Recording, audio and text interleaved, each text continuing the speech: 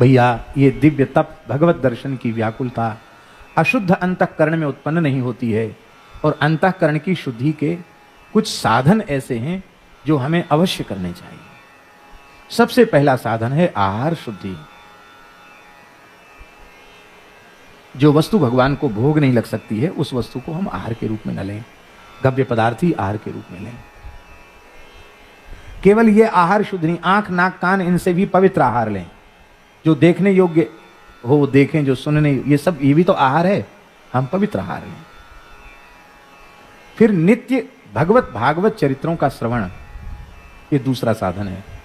क्योंकि आहार शुद्धि के बिना भगवत भागवत चरित्रों का श्रवण करने पर भी अंतःकरण उसे धारण करने में समर्थ नहीं होगा। गीता भागवत रामायण में बहुत अच्छी बातें हैं, पर हमारे अंतःकरण में उनको ग्रहण करने की पात्रता ही नहीं। वो आहार शुद्धि से उसका निर्माण होगा। फिर नित्य सत्संग। नित्य सत्संग ऐसे नहीं कि जबरदस्ती आके बैठ गए, आगे पीछे हो गए, नहीं। इतना महत्वपूर्ण, इतना महत्व दें हम सत्संग को कि भोजन निद्रा छूट जाए, सब कुछ छूट जाए, पर सत्संग न छूटे। सत्संग छूट गया तो हम जीवित क्यों हैं? इतना सत्संग से लगाव हो जाए, इतना प्रेम हो जाए। हमारे महाराज जी से किसी व्यक्ति ने पूछा, श्री नवलराम जी महाराज, महाराज माला फेरने में नींद क्यों आती है? माला जपते हैं तो निद्रा क्यों आती है? अब महाराज जी के पास ही बैठे थे। महाराज जी बोले, रुपया गिनने में नींद क्यों नहीं आती है? हमारे प्रश्न का उत्तर दो, हम तुम्हारे प्रश्न का उत्तर देंगे।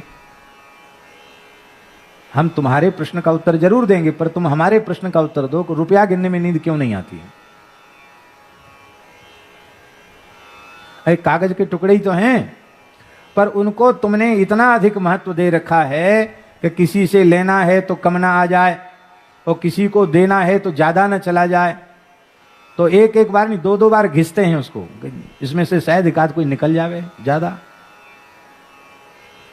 तो कागज के टुकड़ों के प्रति तुमको महत्व बुद्धि है, भजन के प्रति महत्व बुद्धि नहीं, इसलिए नींद आती है। ऐसे ही कथा कीर्तन सत्संग में महत्व बुद्धि होगी तो बिल्कुल नींद नहीं आएगी। हम उपेक्षा भाव से श्रवण करते हैं, इसलिए नींद आती।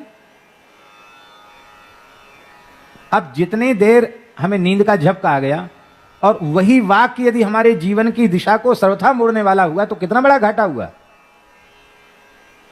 इसलिए सत्संग के प्रति बहुत महत्व बुद्धि, बहुत सावधान होकर सत्संग करना। एकदम समाधि जैसी लग जाए सत्संग में, बाह्य वृत्ति बिल्कुल समाप्त हो जाए, कहीं का चिंतन न बने।